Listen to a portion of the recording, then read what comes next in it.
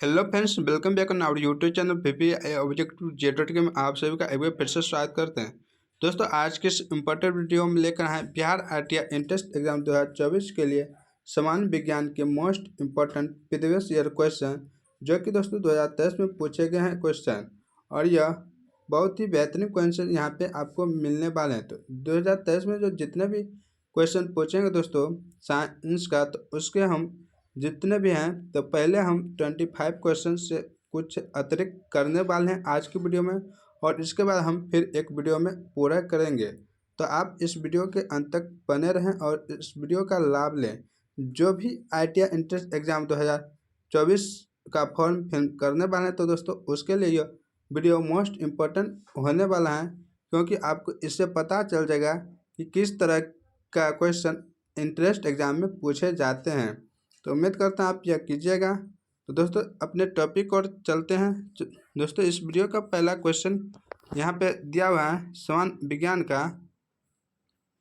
तो दोस्तों, यहाँ पे इस वीडियो का पहला क्वेश्चन है कि निम्नलिखित में से क्या ठोस, द्रव, गैस तीनों रूपों में पाया जाता है। यानी कि कह रहे हैं कि वह कौन सा चीज़ है या तत्व है, वस्तु हैं, जो ठोस यानी सॉलिड, द्रव लिक्विड और गैस में तीनों अवस्था में पाया जाता है। ए निष्क्रिय तत्व, बी उपधातु, सी धातु और डी अधातु। यहाँ पे दोस्तों ये 4 ऑप्शन दिया हुआ। आप लोग को पता होगा कि ठोस, द्रव और गैस तीनों का जो रूप होता है दोस्तों, वो किस में होता है? जल में होता है। जल का जो है दोस्तों, यह तीनों रूप पाया जाता है। जब उसको हम बर्फ़ बनाते हैं तो वह ठोस हो जाता है, वो उसको पिघलाते हैं तो द्रव बन जाता है, और जब उसको गर्म करते हैं तो वह गैस में परिवर्तित हो जाते हैं। तो इसका उदाहरण था एक जल, जो कि आप लोग को भी पता है। लेकिन यहाँ पे जो ऑप्शन में दिया हुआ है, निष्क्रिय तत्व हैं, उपधातु हैं, धातु हैं और अधातु हैं। तो दोस्तों, इसका जो राइट आंसर दोस्तों क्या होगा? अधातु। इसका ऑप्शन नंबर डी बिल्कुल राइट आंसर का। दोस्तों, इसके बारे में हम कुछ डिटेल करते हैं। ठोस और धातु जो होता है दोस्तों, वो कार्बन होता है, फास्फोरस होता है, सल्फर होता है, और उसके बाद आयोडीन। ये सब क्या है? ठोस और धातु हैं। दोस्तों, इसमें मोस्ट इम्पोर्टेंट एक ठो है आयोडीन। दोस्तों, जब पूछा जाता है क्वेश्चन कि आयोडीन जो है दोस्तों, यह चमकीला तत्व होता है। क्या? चमकीला अधातु तत्व है। कौन सा? आयोडीन। इसके बाद यहाँ पे आपको एक क्वेश्चन और बनेगा, जो मोस्ट इम्पोर्टेंट क्वेश्चन है दोस्तों, कि द्रव अवस्था में अधातु कौन सा होता है? तो वह ब्रोमीन होता है। कौन? ब्रोमीन। अगर वहीं पर आपको पूछ दे कि धातु कौन सा होता है, तो दोस्तों वहाँ पे तब पारा होगा। तो पारा से रिलेटेड हम आपको कुछ क्वेश्चन यहाँ पे बताते हैं। तो पारा को धातु द्रव कहते हैं दोस्तों, इसको रस द्रव कहते हैं, पारद कहते हैं, सिल्वर कहते हैं, और किसको? पारा को। तो दोस्तों, इतना आप पारा से रिलेटेड रखिएगा। तो चलते हैं नेक्स्ट क्वेश्चन को। नेक्स्ट क्वेश्चन यहाँ पे दोस्तों दिया हुआ है कि हाइड्रोजन के द्रव्यमान से ऑक्सीजन के द्रव्यमान का अनुपात हमेशा डैश होता है। ए 8:1, बी 2:1, सी 1:2 और डी 1:8। तो हाइड्रोजन के द्रव्यमान से ऑक्सीजन के जो द्रव्यमान होता है दोस्तों, वो कितना के अनुपात में होता है? तो H और ऑक्सीजन दोस्तों O। तो दोस्तों, हाइड्रोजन का 1 होता है और ऑक्सीजन का 8 होता है। तो यही इसका होगा। द्रव्यमान पूछना है, द्रव्यमान का अनुपात तो दोस्तों 1:8। तो यह कौन में है दोस्तों? तो ऑप्शन नंबर डी में है। तो इसका ऑप्शन नंबर डी बिल्कुल राइट आंसर होगा। चलते हैं दोस्तों नेक्स्ट क्वेश्चन क्या। और नेक्स्ट क्वेश्चन यहाँ पे दिया हुआ है कि धोने का यानी धोवन सोडा के एक अणु में पानी के कितने परमाणु अणु उपस्थित होते हैं। तो धोवन सोडा के एक अणु में जो पानी के होते हैं दोस्तों, वो कितने अणु उपस्थित होते हैं? ए 8, बी 5, सी 10 और डी 7। तो दोस्तों, धोवन सोडा का आप लोग को इसका सूत्र पता होगा। धोवन सोडा का यह सूत्र होता है Na2CO3 इंटू 10H2O। ये धोवन सोडा का सूत्र होता है दोस्तों। तो इसमें कह रहा है कि पानी के कितने अणु उपस्थित होते हैं। दोस्तों पानी के यहाँ पे 10 अणु हैं, तो इसका जो राइट आंसर होगा दोस्तों ऑप्शन नंबर सी बिल्कुल राइट आंसर होगा। दोस्तों यहाँ पे पानी ये H2O जल हुआ और इसके साथ में 10 लगा है, यानी कि 10 जल के अणु होते हैं, तो यहाँ पे इसका option number C right answer है। दोस्तों सोडियम क्लोराइड जो होता है, सोडियम बाइकार्बोनेट डेकाहाइड्रेट, इसको ही वॉशिंग सोडा या धोवन सोडा कहते हैं। तो चलते हैं नेक्स्ट क्वेश्चन को।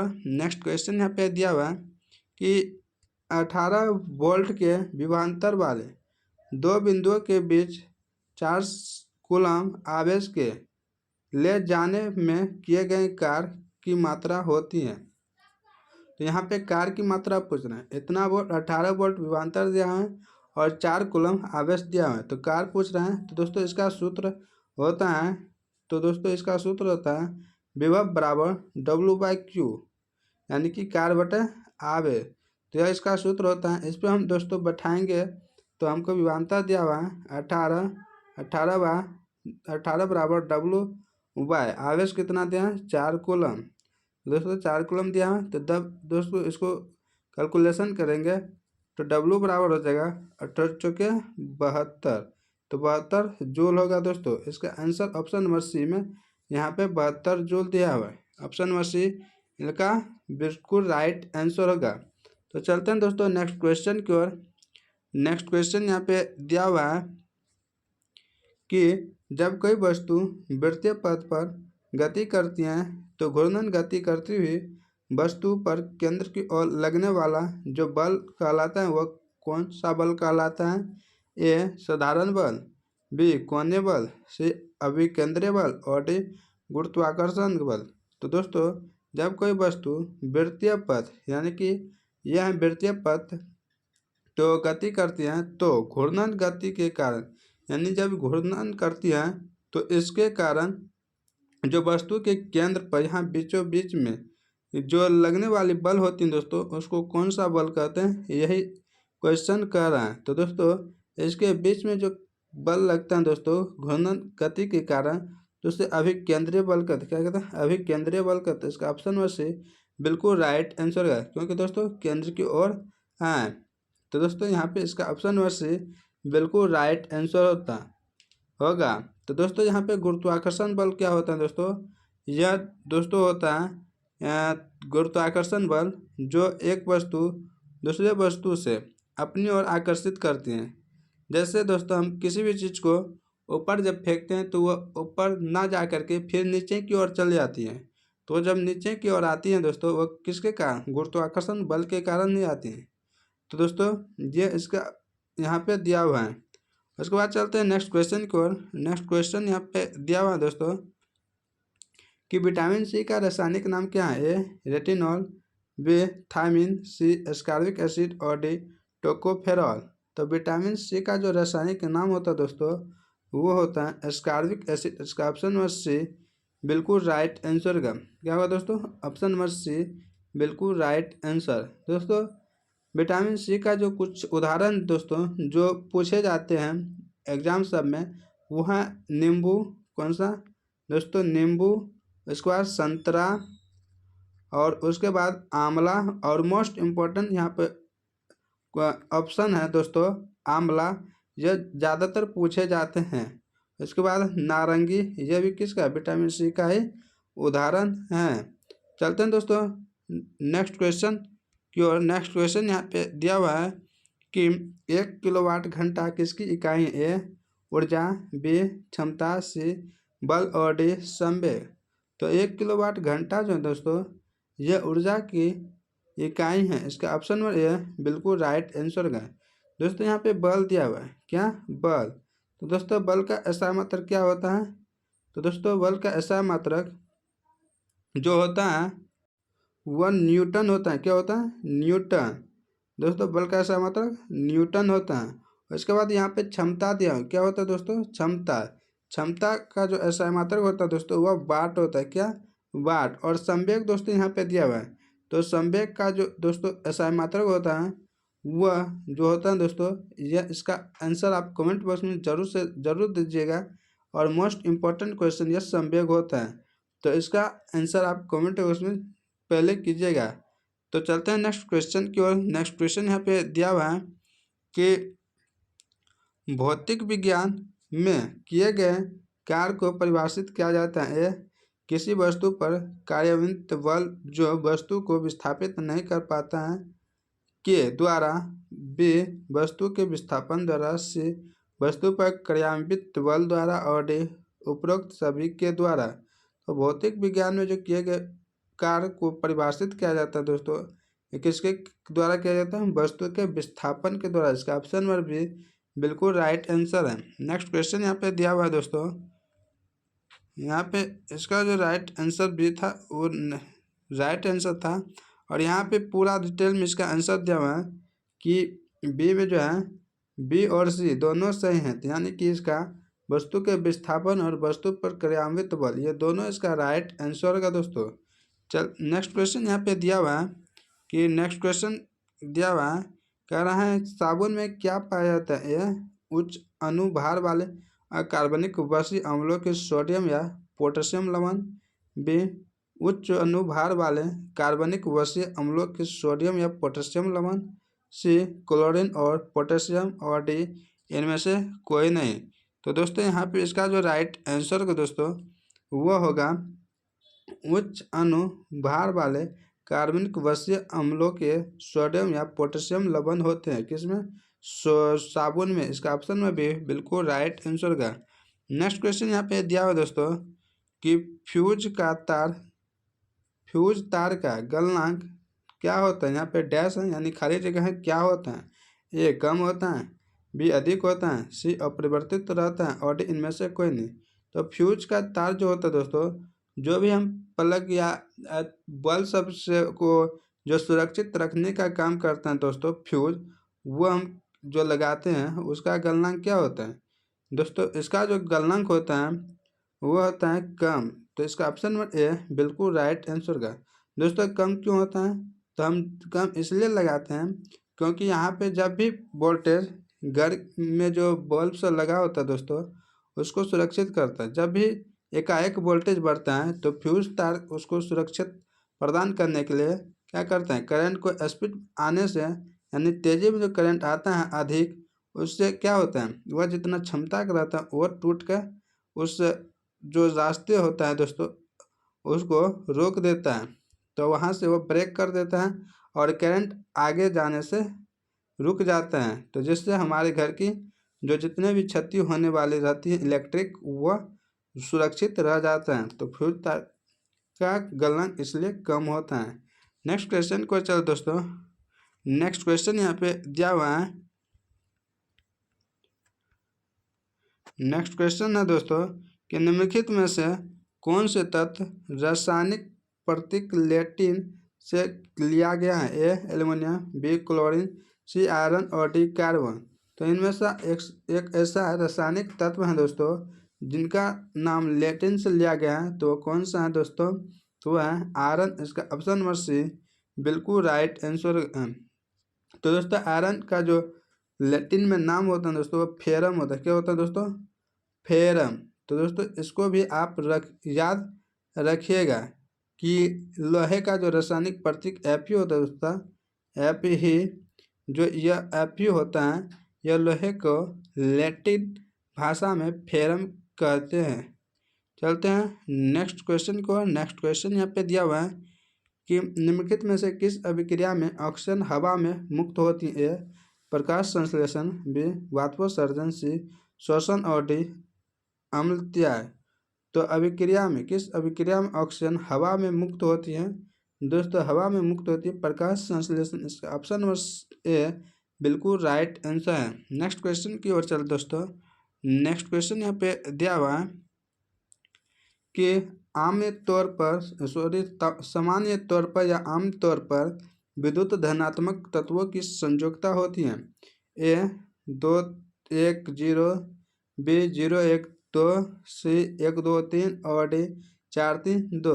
तो सामान्य तौर पर जो विद्युत धनात्मक तत्वों की संयोजकता होती है दोस्तों वो होती है 1 2 3। इसका ऑप्शन नंबर सी बिल्कुल राइट आंसर होगा। चलते हैं दोस्तों नेक्स्ट क्वेश्चन की ओर। नेक्स्ट क्वेश्चन यहाँ पे दिया हुआ है कि जब तक किसी पिंड पर असंतुलित बल लागू किया जाता है तब तक इसकी डैश में नियंत्रण परिवर्तन होता रहता है। ए आकृति, बी चाल, सी द्रव्यमान और डी भार। तो किसी पिंड पर असंतुलित बल यानी कि जो बराबर बल होना चाहिए दोस्तों वो बराबर बल नहीं लगाया जाता है यानी तो असंतुलित बल उसे कहते हैं असंतुलित, तो वो लग जाता है तब तक इसकी डैश में क्या होती है, नियंत्रण परिवर्तित होती है। उसकी क्या चीज़ ऐसा होता है कि उसमें परिवर्तन होते रहता है। तो दोस्तों वह है चाल। तो इसका ऑप्शन नंबर बी बिल्कुल राइट आंसर का। इसमें दोस्तों यह जो असंतुलित बल लगता है दोस्तों तो इससे इसमें परिवर्तित होते रहता है कुछ ना कुछ, कभी ज़्यादा कभी कम, तो यही होते रहता है। नेक्स्ट क्वेश्चन की ओर चल दोस्तों। नेक्स्ट क्वेश्चन यहाँ पे दिया हुआ है कि आधुनिक आवर्त सारणी में कौन से समूह के तत्वों का बाहरी कोष पूर्ण होता है। ए 16वें, बी 15वें, सी 17वें और डी 18वें। तो आधुनिक आवर्त सारणी में जो है दोस्तों समूह के किस समूह के तत्व का बाहरी कोष पूर्ण होता है यानी पूरा पूरा भरा होता है दोस्तों, तो 18वें तत्व होता है। इसका ऑप्शन नंबर डी बिल्कुल राइट आंसर का। दोस्तों 18वें जो समूह है दोस्तों 18वें समूह के तत्व जो है दोस्तों इसे शून्य समूह भी कहते हैं। क्या? शून्य समूह भी कहते हैं, जिसमें दोस्तों जो अक्रिय गैस आता है वह सभी होते हैं। तो आप इससे आप अच्छे तरह समझ गए होंगे। तो दोस्तों इसमें कुछ और बताएं कि आप आधुनिक आवर्त सारणी के 18वें समूह के तत्वों का बाहरी कोष पूर्ण होता है। आधुनिक आवर्त सारणी के 18वें समूह में निष्क्रिय गैसों को रखा जाता है, जिसमें आर्गन, क्रिप्टन, जिनन, रेडन और एक्सॉन्स आते हैं, हीलियम आते हैं, ज़ेनॉन आते हैं। ये सब क्या है? ये सब अक्रिय गैस हैं। तो दोस्तों चलते हैं नेक्स्ट क्वेश्चन की ओर। नेक्स्ट क्वेश्चन यहाँ पे दिया हुआ है कि गैलेना किसका अयस्क होता है। ए ऑक्साइड अयस्क, बी सल्फाइड अयस्क, सी कार्बोनेट अयस्क और डी इनमें से कोई नहीं। तो गैलेना जो है दोस्तों गैलेना यह सल्फाइड अयस्क का उदाहरण। इसका ऑप्शन नंबर बी बिल्कुल राइट आंसर का। चलते हैं दोस्तों नेक्स्ट क्वेश्चन की ओर।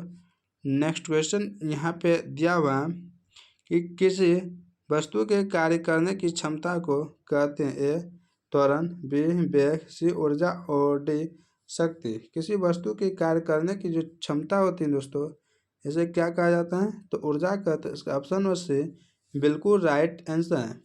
किसी वस्तु के कार्य करने की क्षमता को ऊर्जा कहते हैं और इसका ऐसा मात्रक जूल होता है। क्या होता है? जूल। दोस्तों त्वरण का ऐसा मात्रक क्या होता है? त्वरण का ऐसा मात्रक दोस्तों न्यूटन पर मीटर उसका होता है। और उसके बाद दोस्तों यहाँ पे वेग और शक्ति दिया है। तो दोस्तों किसी वस्तु के कार्य करने की दर को शक्ति कहते हैं और कार्य करने की क्षमता को ऊर्जा, और यहाँ पे क्षमता की जगह दर हो जाता है तो उसे शक्ति कहते थे। तो उम्मीद करते हैं ये बात आपको समझ में आ गए होंगे। चलते हैं नेक्स्ट क्वेश्चन को। नेक्स्ट क्वेश्चन यहाँ पे दिया हुआ है कि विद्युत सेल किसका स्रोत है। ए चालकता, बी प्रतिरोध, सी विभव और डी विद्युत धारा। तो विद्युत सेल जो है दोस्तों यह किसका प्रतीक स्रोत है दोस्तों? यह विद्युत धारा का। इसका ऑप्शन नंबर डी बिल्कुल राइट आंसर होगा। चलते हैं दोस्तों नेक्स्ट क्वेश्चन की ओर। नेक्स्ट क्वेश्चन यहाँ पे दिया हुआ है दोस्तों कि अवतल लेंस से बने प्रतिबिंब, क्या अवतल लेंस से बने प्रतिबिंब का आवर्धन ए -5, बी 0 होता है, सी 1 से कम होता है और डी 1 से अधिक होता है।